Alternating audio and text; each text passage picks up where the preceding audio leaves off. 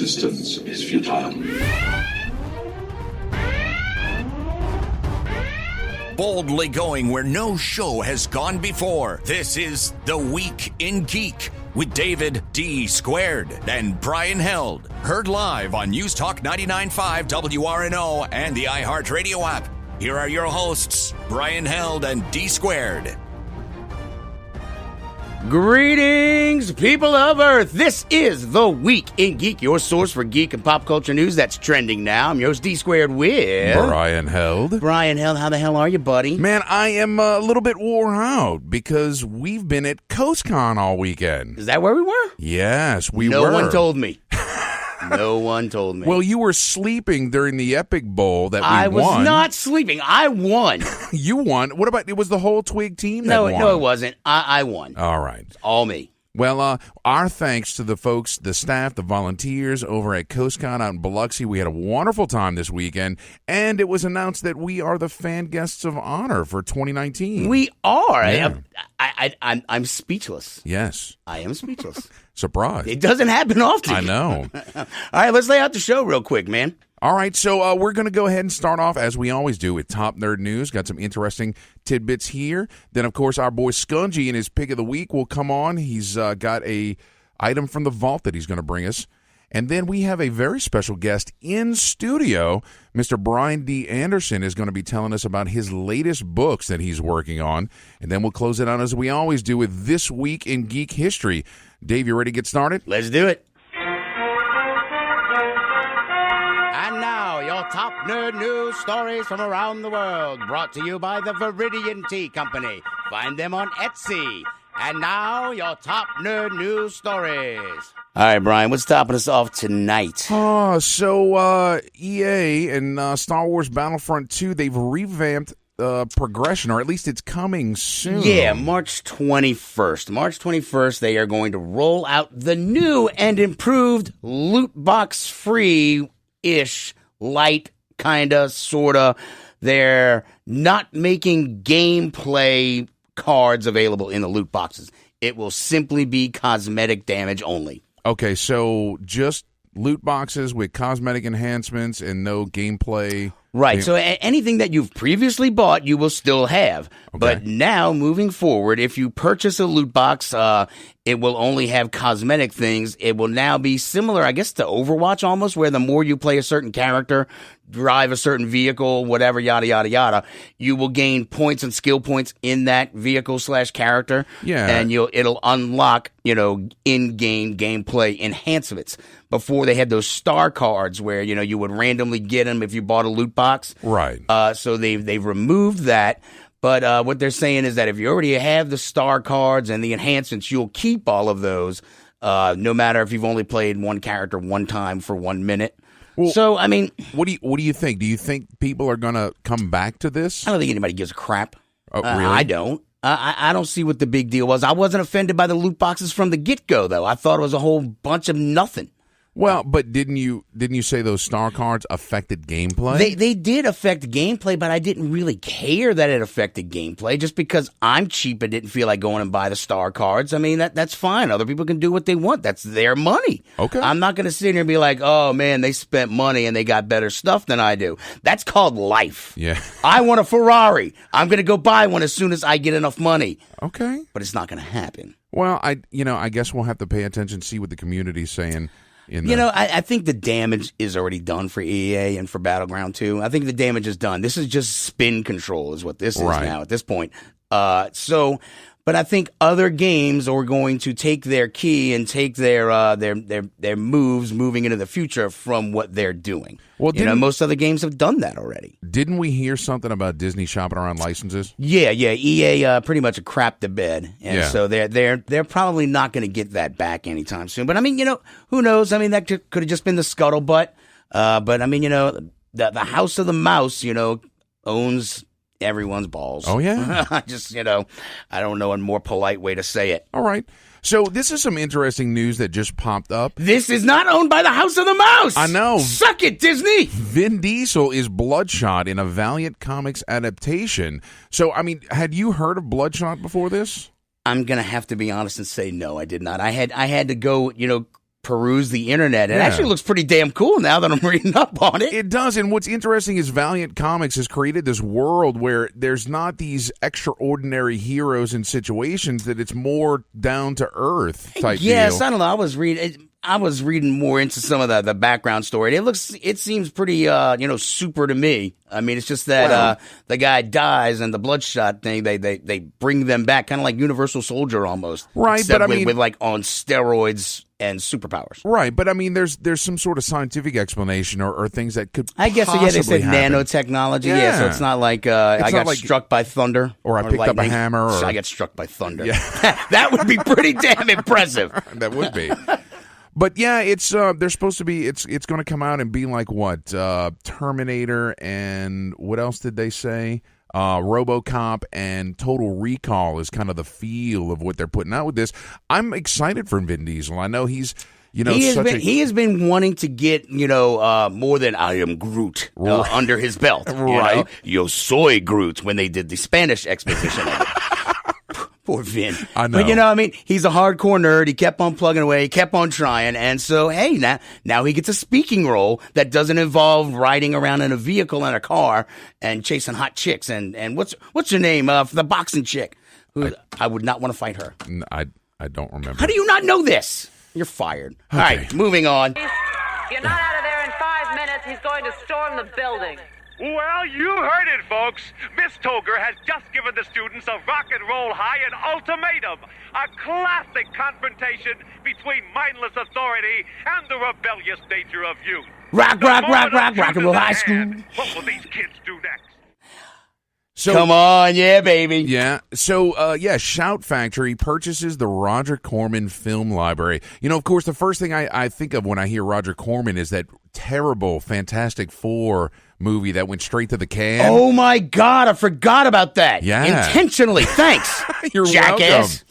Welcome. But, the Shout Factory and China-based Ace Film HK Company have purchased the entire library. Is it the same thing that does your boy does every friggin' movie?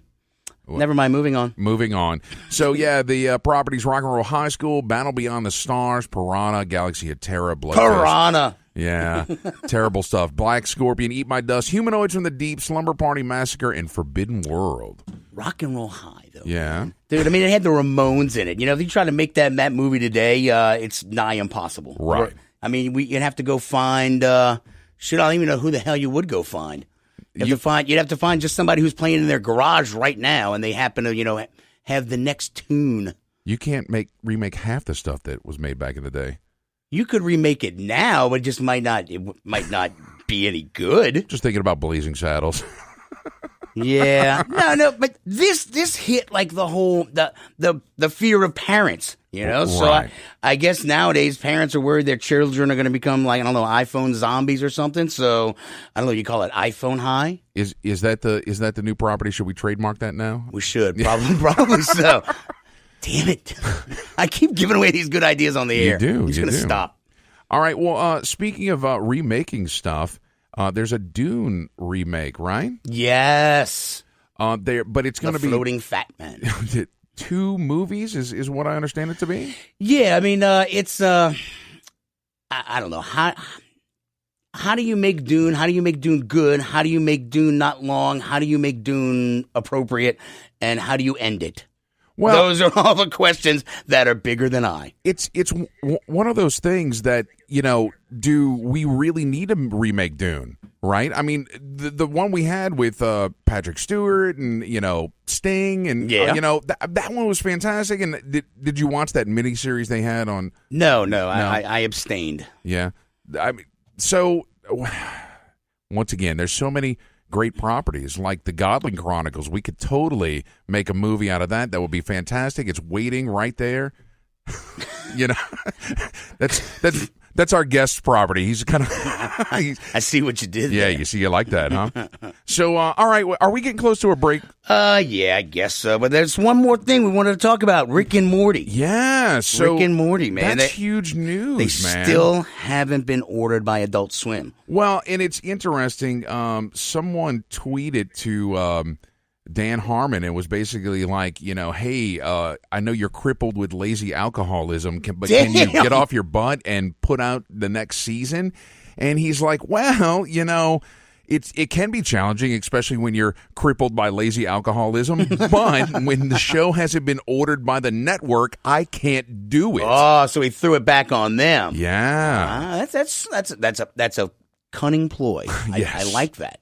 Sounds like something I would do. I don't know. Maybe somebody else needs to pick it up. Get that next season. If I had to guess, he's probably angling for more money as well. They're probably like, yeah, we'll keep giving you that pack of bubble gum and a 12-pack and a, what else, crippling alcoholism, the fifth of Jack Daniels maybe. Right. And so he's like, no, I want 2/5 this time. There you go. So maybe they just don't want to pay it. We don't know. We're just guessing at this point. Right. Oh, crap. The phone's ringing. You know what that means? That means Skungy's coming on. Man, take us to break, Brian. All right, guys, when we get back, we're going to bring on our boy Skungy and his pick of the week. You're listening to The Week in Geek on News Talk 99.5 WRNO.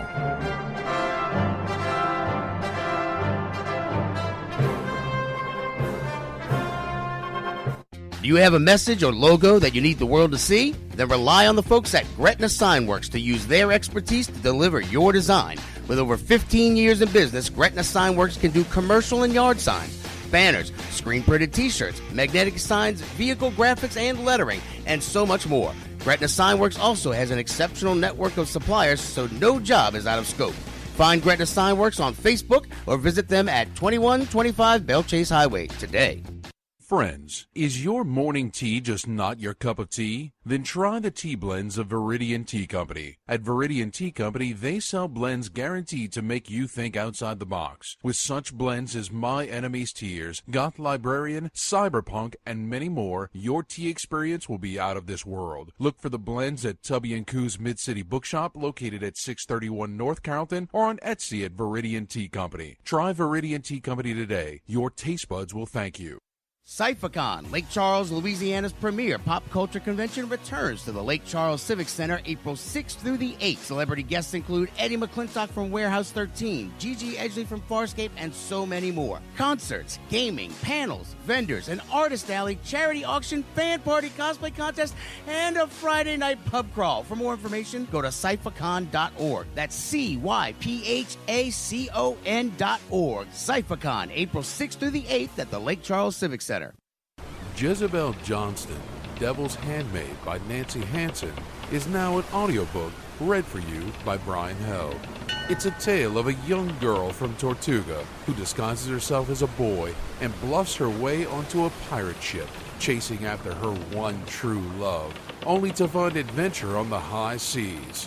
Jezebel Johnston, Devil's Handmaid is available on Amazon, Audible, and iTunes. Get your copy of Jezebel Johnston today. You've waited for it, and now it's here. Get your very own Week in Geek Radio Show t-shirt and help support our show. These 100% cotton black t-shirts with the Week in Geek Radio Show logo are going fast. So don't wait. Go to twigradio.com and order your shirt now. Just go to twigradio.com and get your very own Week in Geek Radio Show t-shirt. $15 up to XL, $17 for 2X and 3X. That's twigradio.com.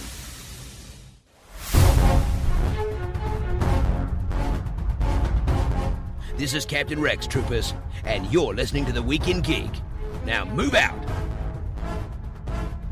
Welcome back. This is The Week in Geek. I'm your host, D Squared, along with Brian Held. Hey, you know what, Brian? It is your favorite time of the show. I'm so excited. I am not what you would call a handsome man. Skungy's Pick of the Week is brought to you by GameStop and ThinkGeek.com. Skungy's Pick of the Week. He might be an idiot savant. Woohoo! Skungy, what's shaking bacon? Hey, you really shouldn't give me that hard of a time. I mean, I was picking up your slack all weekend. Hey, no. You were not picking up my slack, senor. You were picking up El Brian. El Brian, who know nothing of. No, I was doing your job. No, you weren't. You were answering video game questions. That was your damn job. Look, not down. You know, with you with the You talking about opening ceremonies? No, we've passed that, pal.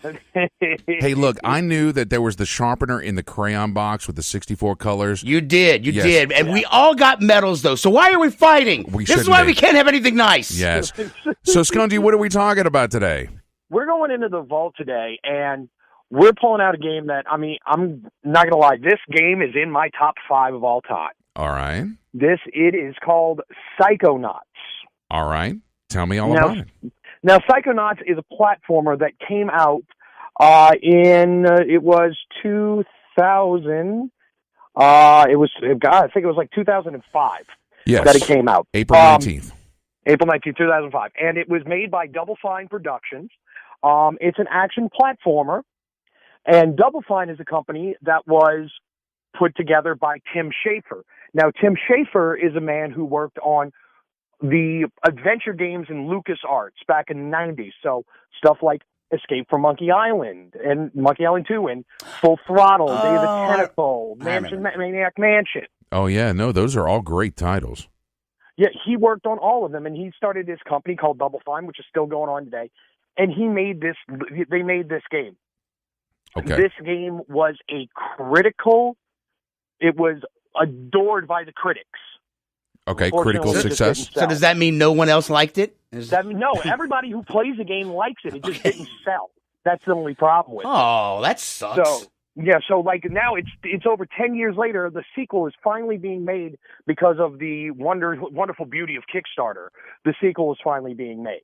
And that Kickstarter's going on right now? The Kickstarter already funded. It was about a year and a half, 2 years ago, I think. Okay. That they did it. It was actually FIG, not a Kickstarter. It was the FIG. Oh yeah, that financing platform for games. Yeah. Yeah. So, Psychonauts, like I said, is a platforming game, and it's about it's a camp for kids who use mental powers like telekinesis and astral projection, and to go into people's minds and fight people's demons. Interesting. Wow. So I could use that. That would be handy. So it's got like these really clever level designs. Like you go into the mind of somebody who's a conspiracy theorist, and his mind looks like a neighborhood, but everybody looks like that picture on the neighborhood watch sign. They're all shady with like hats on, and they've got like vans with surveillance equipment all over. Another person is like an actor who's gone beyond their prime, and their mind is a play going on in their mind. Is there a beat-up van that says free candy on the side? Yes. Free candy doesn't work anymore. You need to use free Wi-Fi. Exactly. I know. Come on, get with the times, perv. All right. So it's really ingenious level design. It's almost like a Tim Burton-esque type of world where it's very whimsical. It's got fantastic humor. The lead voice is Richard Horvitz, who's known as Invader Zim. Oh, nice. And it's like one of those collectathons you can go through and you find, different collectibles, and it's just a wonderful, wonderful game that unfortunately, like I said, did not sell well. But you can find it today through the beauty of digital gaming now. Okay. So, go ahead. Well, you know what I'm saying? You can find it like on PlayStation 4 now, and you can find it on Xbox, and it's also backwards compatible on the Xbox 360. Oh, nice. Okay, that's cool. And I'm seeing it is also available on Steam for our PC gamers. Yes, you can get it on Steam. And here's the beautiful thing: if you buy this game on PlayStation 4 right now, it's $3. Wow. What? Sold. Yeah. So like I said, anybody who gets a chance, like I said, this game is in my top 5 because of originality, gameplay. Now, I will say, it is a little bit dated. It is like I said, it is a 13-year-old game. It is a little dated. So some of the platforming is, I want to break my controller hard at some point. But if you just get past that, it's a wonderful experience. Laugh out loud, funny, original, and just a charming game. Wow. This is interesting. I'm looking at the Wikipedia entry for this, And, of course, like Skungy said, it was a critical success, right? Mm-hmm. But a commercial failure on release. And they had a strong quarter following the launch. But then a month later, they revised their financial projections from a net profit of $18 million to a net loss of $18 million. Okay. Wow. Like I said, man, it's like nobody. It's like when this came out. Like I was working at GameStop when this game. I've been there for a while, but we would like sit there and like throw this game at people, going, "You need to play this game! Oh my God, it's so great!" And people are like, "Oh, great, yeah, all right, I'll try. Give me Call of Duty." Wow. Okay. That's people for you, man. Yeah. Yeah. So but yeah, it's dirt cheap. Check it out, please. All right, cool. Do you have? And hey, look, I'm looking at the FIG release for Psychonauts 2. They have gained $3.8 million for the development of Psychonauts 2. Yeah, so definitely reached their goal. And people are excited, and it. They don't have a release date on it yet, I think, but it's at least that gives Tim Schafer, who's a very funny man in himself. Yeah. Everything he needs to make that game. All right. Do you have an Overwatch update for us, sir? Yeah, I have some Overwatch stuff. So, well, it looks like Florida Mayhem might actually have a little bit of a reprieve. Okay. They had an upset victory against the Valiant, a 3-1 upset victory, which means that they have 2 wins. So. Ooh. Look out. 2. 2. Ooh, yeah. But they have this guy, Zappis, who's like breathing new life into the team. So that's really good for them. I mean, because believe it or not, even though they're doing terrible in the standings and whatnot, the Mayhem are actually a very popular team. People love them. Okay. That's cool. Also, tickets for Stage 3 and 4 are now on sale. So if anybody wants to go out to where they're going to be filming them, they're selling tickets right now for Stage 3 and 4. All right. Wow. Hey, I heard your boy from the Outlaws quit. The guy who kept getting fined. I heard he quit. Really? Did Brian? I knew something that Brian. Woo! Somebody write this day down. This day in history. We'll put that at the next year's show. This week in Geek history. This week in Geek history. It. Sorry, I knew something Brian didn't. Well, I've been preparing for a con all week, Dave. My left nut. I was looking that I'm kind of sad. My Houston Outlaws are number 6 right now, so they've slipped a bit. No, they're number 5. Okay, I'm looking at the standings right now. It tells me I'm looking at the standings as well. It says they're number 5. I'm not looking at the standings. I make them up as we go along. That's the entire format of the show, Dave. Yes, ding ding ding. Cool. Winner. All right. Do I win? All right. So what about the Shanghai? Have they won a game? I'm going to take that as a no. You know what? Right now, they're the Detroit Lions. Wow. All right, that's pretty brutal, man. The Overwatch League. Yeah, they're doing pretty rough. 0-18. Ryan, the Detroit Lions are a National Football League team that plays out of Detroit. Okay. And they lost every game one season. So wait, and RoboCop is not real. Okay. So OCP did not buy the Detroit Lions either. Are the Detroit Lions like the Cleveland Browns? They're bad too, right? That is correct. Hey, good on you. I'm so proud. He's learning. He can be taught. I know. Oh, dang. It doesn't want to work. Yeah, it doesn't want to work. Oh, so, all right, cool. Well, what just happened? I don't know. Brian, I knew something Brian didn't, and then Brian knew something about sports. Reboots. It's like we're in the Twilight Zone, talk to me about reboots. Oh, I got that theme song floating around, too. All right, Skungy, you know what? I'm not going to fire you this week. Only because you actually did your damn job on stage, and I'm proud of you. Yay. Yay. All right, but you still got to get off the show. All righty then. Okay, See bye. you next week. Bye. Bye. All right, guys. When we get back from these short commercial messages, we're going to have our special in-studio guest, Mr. Brian D. Anderson, author of the Godling Chronicles. You're listening Are they making a movie of that? I heard they might. We should ask him. We should. Okay. Guys, stay tuned. You're listening to The Week in Geek on News Talk 99.5 WRNO.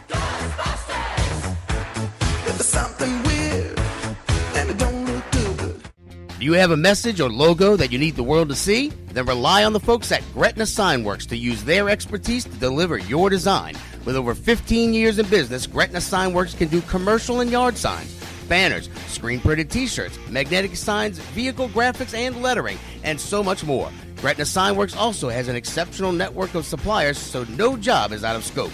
Find Gretna Signworks on Facebook or visit them at 2125 Bell Chase Highway today. Friends, is your morning tea just not your cup of tea? Then try the tea blends of Viridian Tea Company. At Viridian Tea Company, they sell blends guaranteed to make you think outside the box. With such blends as My Enemy's Tears, Goth Librarian, Cyberpunk, and many more, your tea experience will be out of this world. Look for the blends at Tubby & Coo's Mid-City Bookshop, located at 631 North Carrollton, or on Etsy at Viridian Tea Company. Try Viridian Tea Company today. Your taste buds will thank you. Cyphacon, Lake Charles, Louisiana's premier pop culture convention, returns to the Lake Charles Civic Center April 6th through the 8th. Celebrity guests include Eddie McClintock from Warehouse 13, Gigi Edgley from Farscape, and so many more. Concerts, gaming, panels, vendors, an artist alley, charity auction, fan party, cosplay contest, and a Friday night pub crawl. For more information, go to cyphacon.org. That's CYPHACON.org. Cyphacon, April 6th through the 8th at the Lake Charles Civic Center. Jezebel Johnston, Devil's Handmaid by Nancy Hansen, is now an audiobook read for you by Brian Held. It's a tale of a young girl from Tortuga who disguises herself as a boy and bluffs her way onto a pirate ship, chasing after her one true love, only to find adventure on the high seas. Jezebel Johnston, Devil's Handmaid is available on Amazon, Audible, and iTunes. Get your copy of Jezebel Johnston today. You've waited for it, and now it's here. Get your very own Week in Geek Radio Show t-shirt and help support our show. These 100% cotton black t-shirts with the Week in Geek Radio Show logo are going fast. So don't wait. Go to twigradio.com and order your shirt now. Just go to twigradio.com and get your very own Week in Geek Radio Show t-shirt. $15 up to XL, $17 for 2X and 3X. That's twigradio.com. Welcome back to The Week in Geek. Don't forget, you can listen to previous episodes on the iHeartRadio app at The Week in Geek Radio Show. Here are your hosts, D Squared and Brian Held. Welcome back. Thank you, voice guy. This is D Squared along with Brian Held. All right, Brian, it's guest time. It absolutely is. And joining us in studio is Amazon bestselling author Mr. Brian D. Anderson. How are you? I'm great, brother Brian. How you doing? First, I thought you called him an Amazon. No, Amazon bestselling. Yeah, okay, there you go. I thought you were just being mean. No. Okay, just checking. No. Okay.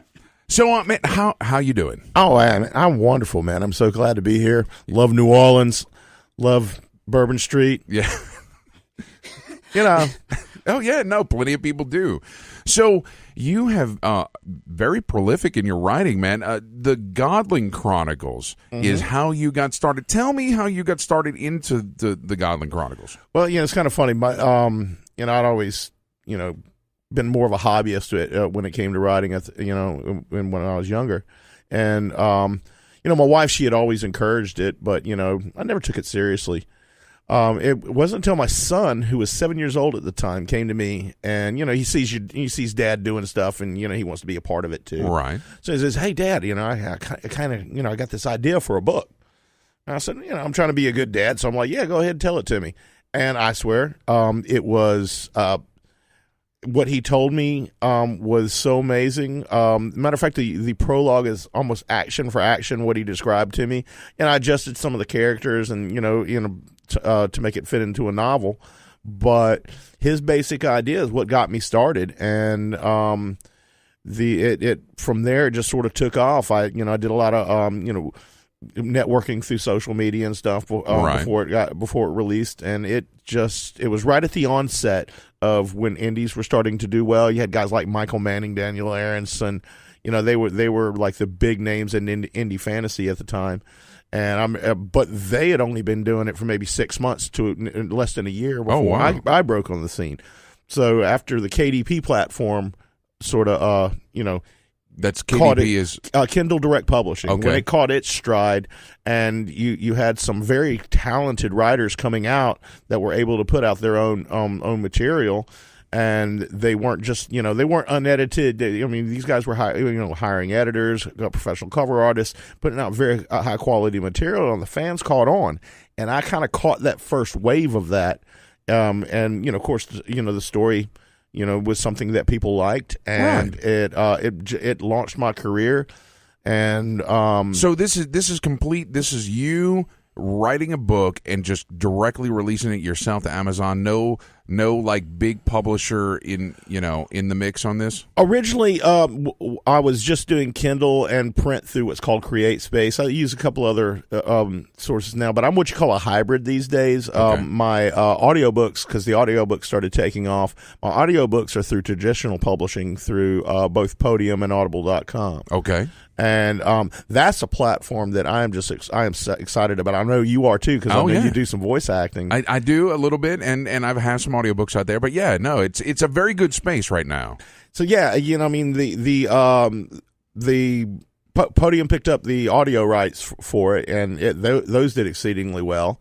And then through a good friend of mine, Michael J. Sullivan, he introduced me to my agent, and through my agent, I got I released another series, and I decided to go indie with the digital, and she approached Audible, and it went, and that did really, really well. Book 1 of Dragonvein did exceedingly well. Actually, it got nominated for a Book of the Year, and it kind of made it take off. Right. So that was exciting. And it's just been, progressively building from there. I've got to work with some wonderful people. I got him Steven Saville with the Akiri series. You might know him from some of the Doctor Who novels. Okay. And Warhammer, Pathfinder, stuff like that. Wow. Yeah, he's written for those guys. And he has a new release out now. Here you go, Steven. I'm helping you out here. Glass Town. Go check it out. He's an awesome, talented writer. He's just really something else. I got to work with him for a while. Okay. And then recently, you got the Veil series coming out. Right. The Veil series is your latest series that's coming out. When does that release? It's already been. It was released. It was supposed to have been released March 25th, I think, or something like that. But Audible bumped it up, so I went ahead and released the digital and print copies because they put the audio versions on pre-order. Okay. So, and there's a lot of logistics in there, like, not diluting the numbers, kind of stuff like that you got to take into account. But anyway, it's out, and I had so much fun. I had more fun writing that than anything I've written in a long, long time. Well, and I can tell because you gave us an advance copy to take a look at, and man, the world that you created here is really very interesting, and I'm trying to figure out, because it's sort of. It feels like this sort of post-apocalyptic thing going on, right? But then there's some magic involved in here, and there's a bit of technology, and like what's going on? Well, I love RPGs. Okay, in particular, Final Fantasy, Tales of, things like that. All right, I can't get enough of them. Yeah, and especially the stories. My favorite being Final Fantasy X, but I also like 7. The character types, the plots, they're always just so interesting. Okay. And of course they get a little clunky in the telling because they have to have the gaming aspect of it, which, right. I love the games, but don't get me wrong, but I always imagined something like that being novelized. All right. Now, at the time, I was completely unaware of a new genre that's come out called lit RPG, I think it is. Okay. But and there's also game lit. Now, my book is neither of those. All right. Okay. Not to be confused. But I always love the character types. You have the healing princess, the roguish mage who you're not sure whose side he's on. You have the sprightly thief. You always have these reoccurring, not necessarily exact type of characters, but these, they're similar. They're all kind of similar from game to game to game, and you're not really surprised when you see that particular character going on. You have the evil prince, the wise yet flawed king. You know what I mean? Right. You have all the, and then you have the plot layers where every time you think you figured out what's going on, it goes in a completely different direction. And I'm like, wouldn't it be great if I took those ideas, those basic character types and plot devices, and novelized it into an original world? Yeah. So that's what I did. Okay. And I just, and I've had several people who had no prior knowledge to that make the Final Fantasy connection. Right. And now there is like I said, a genre called lit RPG where actually the characters level up as you're reading the book and stuff. Mine does not do that. Okay. It's just a story. One guy said it, described it as a novel about a game that has never been invented. All right. So maybe it's a departure from my traditional epic fantasy, but it was so much fun, and I'm still enjoying. I got 2 more coming out. So and I can tell you, I love the pace of it. Right? It's just I'm reading it, and it's like eating a good meal that I just can't stop. Just shoveling that food in. It's like, oh my god, this just flows so well. I have to know, how does the P-37 work? Okay, the P-37 is a mana weapon. See, they're mana. You know? Right. The Royal Guards are the only people who can actually operate one. Okay. Now they do have some traditional projectiles in case something happens to it, but it is basically it turns them into more or less a mage, a magic user itself. They channel it through a crystal that's embedded into their chest when they are first initiated into the Royal Guard, and they channel it through the crystal into the weapon and can do all sorts of really cool stuff with it, you know, from not just shooting, you know, mana balls at somebody. They can like actually create certain spells and stuff like with the gun itself.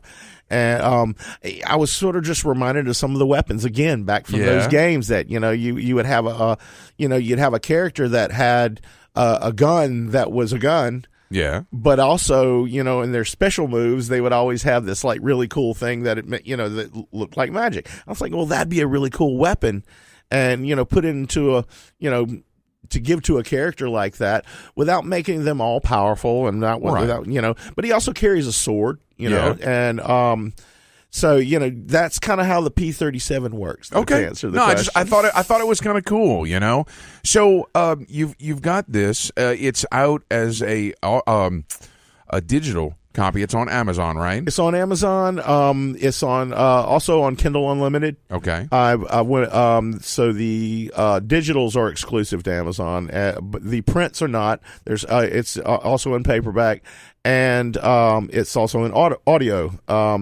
The audio was released March 6th, and I listened to it, and Derek Perkins, the narrator, does a fantastic job. Nice. I'll tell you, the first time I ever heard my books on audio, it was like hearing them just reading it for the first time. It was like, wow, it was just because these guys are doing such a fantastic job. Oh yeah, it's good stuff. Audio right now is where Kindle was in 2010. Okay. Now you mentioned it is in print. Is that through Amazon? It's through Amazon. I use a outside print on demand called Ingram Spark. So you can you're not likely to see it. The thing with indie publishing, no matter how popular you are, you're not going to see the inside of brick and mortar. Right. It's not likely. I mean, you could if you're willing to go door to door to each brick and mortar store and try to get them to carry your book. Okay. And which, all that work is just really, really difficult. It's a lot of work to go into where you could get twice as much done sitting at home behind your computer, networking that way, or going to trade shows or something like that. We just don't have the distribution, and maybe I'm thinking one day that might change. Okay. And as indie and hybrid, a lot of these indies are becoming hybrids. They're being picked up by traditional publishing, not just audio either.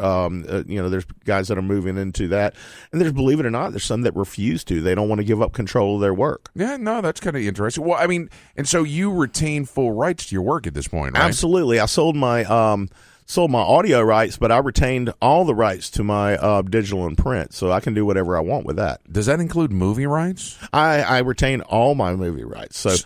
Steven Spielberg. Yeah. So when are we getting a Godling Chronicles movie is what I'm asking. Oh, some around never 30. Dave, we got to make this happen. We got to, right?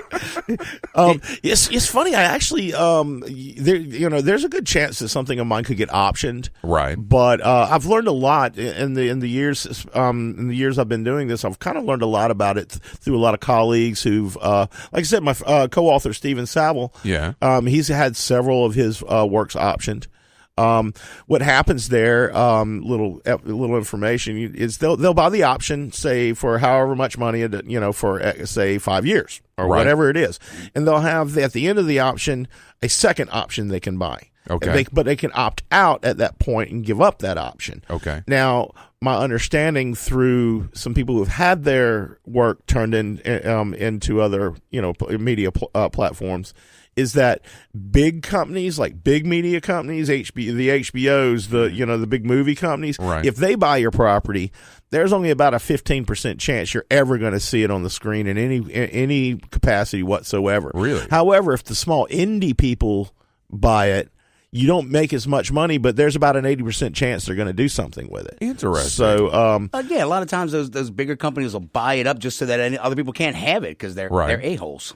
or some screenwriter run across it. Oh, you have this property, check it out. Oh, yeah, I think I can make something of that.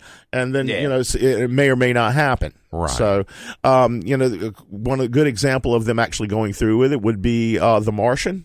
Okay. Yeah.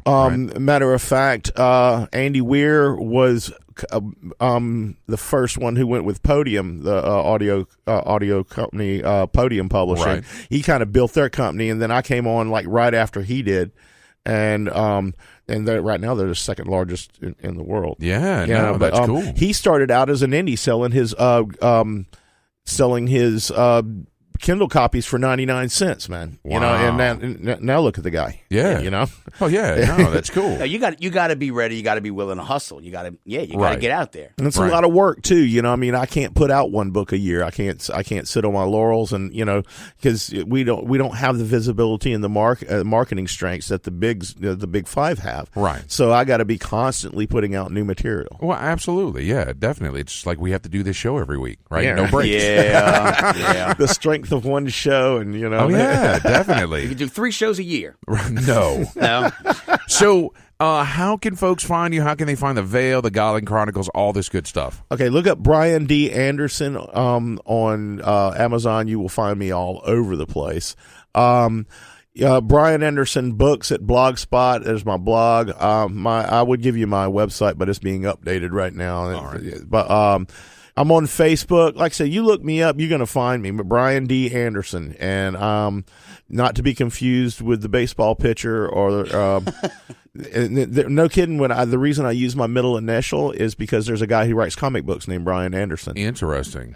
Yeah. Well, and how many? You've got the Godling Chronicles. You've got Kiri. Mm-hmm. You've got Dragon. How many books total do you have out? Do I have out? I have 15 novels out. Jesus. I have the sequel to the Godling Chronicles is coming out late this month or early next month.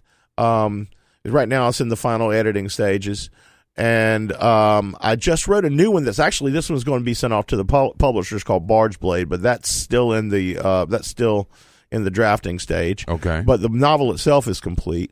I have 2 more Veil novels to write, 1 more Godling Chronicles to write, and 1 more Akiri to write. Then I'm all caught up with my contracts with Audible. All right. Well, and this is great. I'm looking at this like the Veil that just came out. It's $3.99. Yeah. Like, how do you beat that? Well, right? the thing is, when you don't have when your costs are less, I know that the big five they have enormous costs. They have staffing, insurance, all this stuff they got to spend. Well, I make 70% of $3.99 for everything I sell, so I don't have to charge $15. Right. For a Kindle copy. It's not necessary. Why would I do that? I want people to buy the book. Yeah. I don't, and I don't need to, bilk somebody to, and I don't need to cover the enormous costs that they have, the overhead that they have. Yeah. You know, I mean, the thing is, indies mostly exist in the digital world. That's why, and that's what we don't see. You know, I think in my car career, I've sold about 500,000 Kindle copies of my work. And still, though, that's incredible, man. It's not, you know, it's respectable. I know guys that have sold a lot more, you know, but I've probably in that same time frame, I've sold 2,000 print copies. Yeah. You know? No, that's cool. That's cool. I get it. So, Brian, thank you so much for taking the time to come in the studio. It's my pleasure, Brother Brian. Oh, yes, definitely. Check him out, Brian D. Anderson, author of The Veil and the Godling Chronicles. Guys, stay tuned. When we get back, we're going to close out the show as we always do with This Week in Geek History. You're listening to The Week in Geek on News Talk 99.5 WRNO.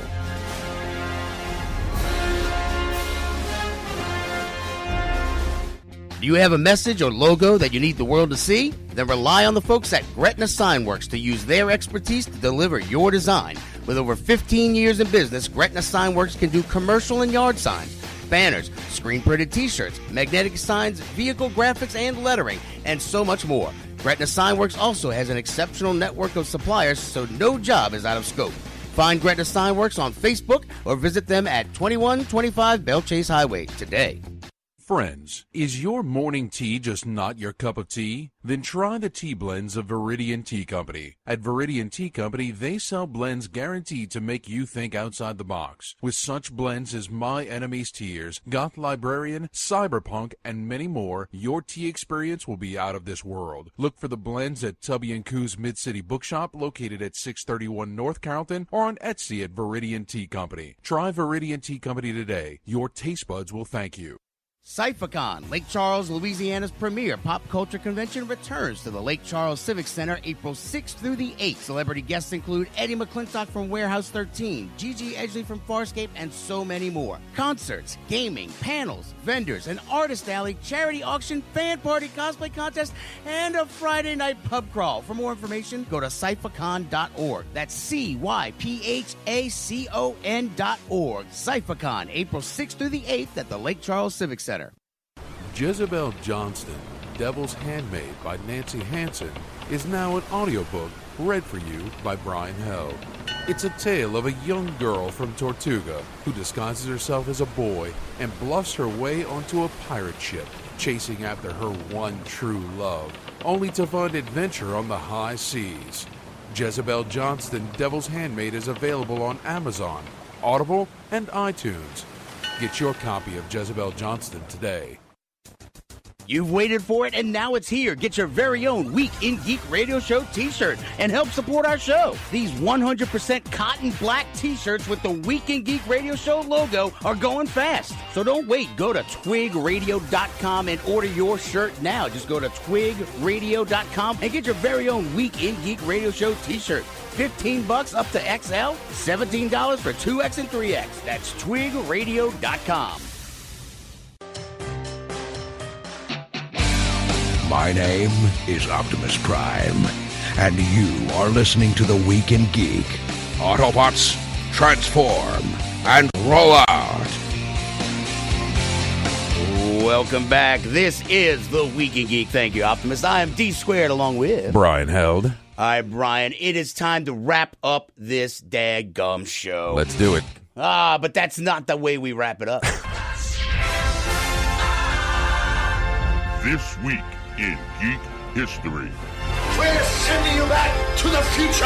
Yes! Oh my God! This week in Geek History is brought to you by Jezebel Johnston, Devil's Handmaid by Nancy Hansen, read by Brian Held. Available on Amazon, Audible, and iTunes. This week in Geek History. Yes! Oh my gosh! Dun-na-na, dun-na-na, wow.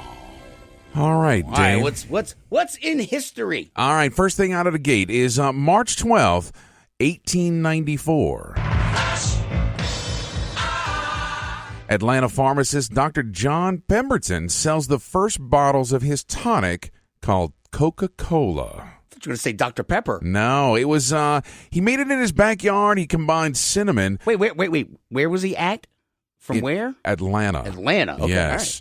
They sell cocaine in Atlanta? Well, hold on. All right.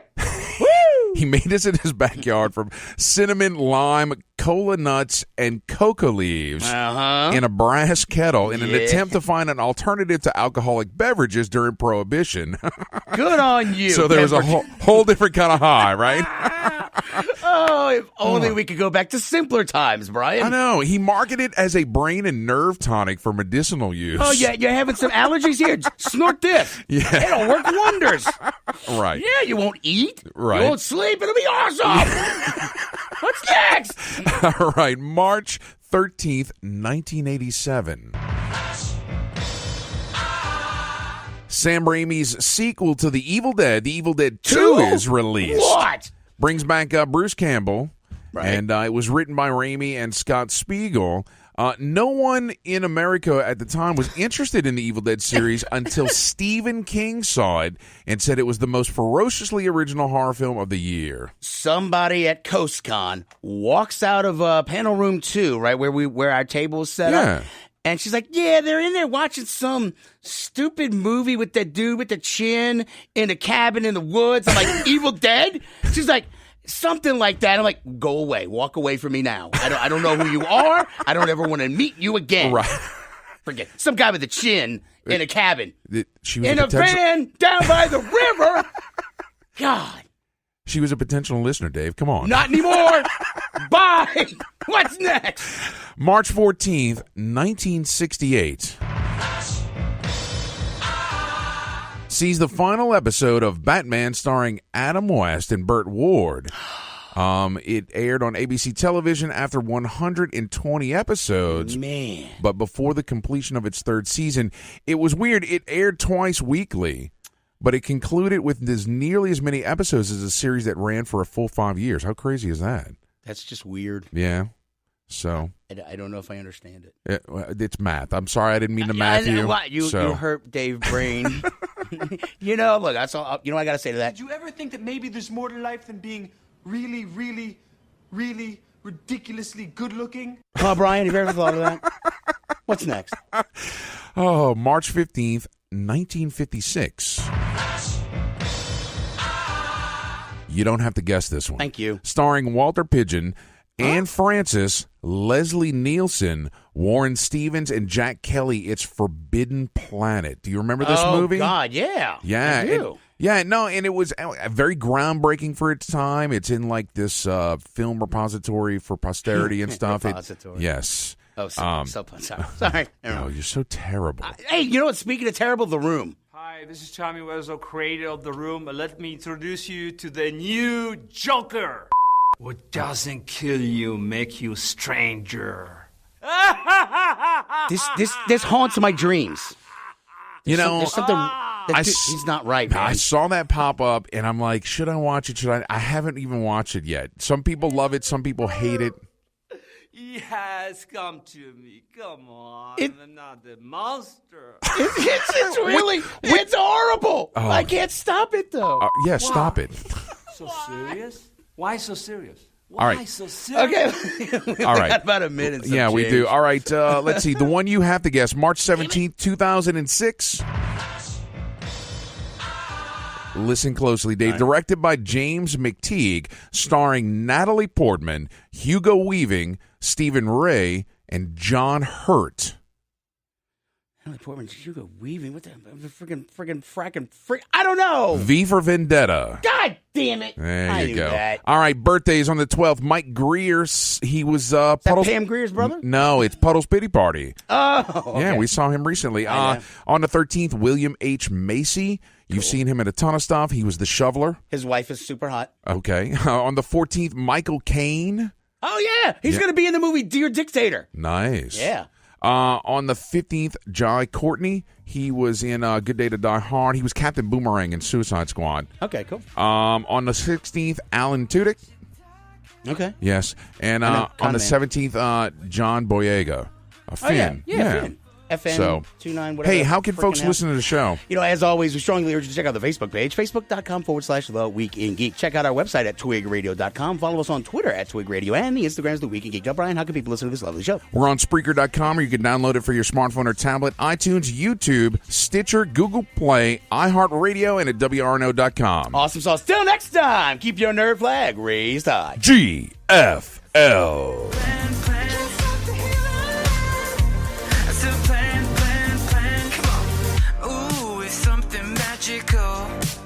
To get play of the game and all these gold medals. Your new home for Walton and Johnson on News Talk 99.5 WRNO FM, New Orleans, an iHeart radio station.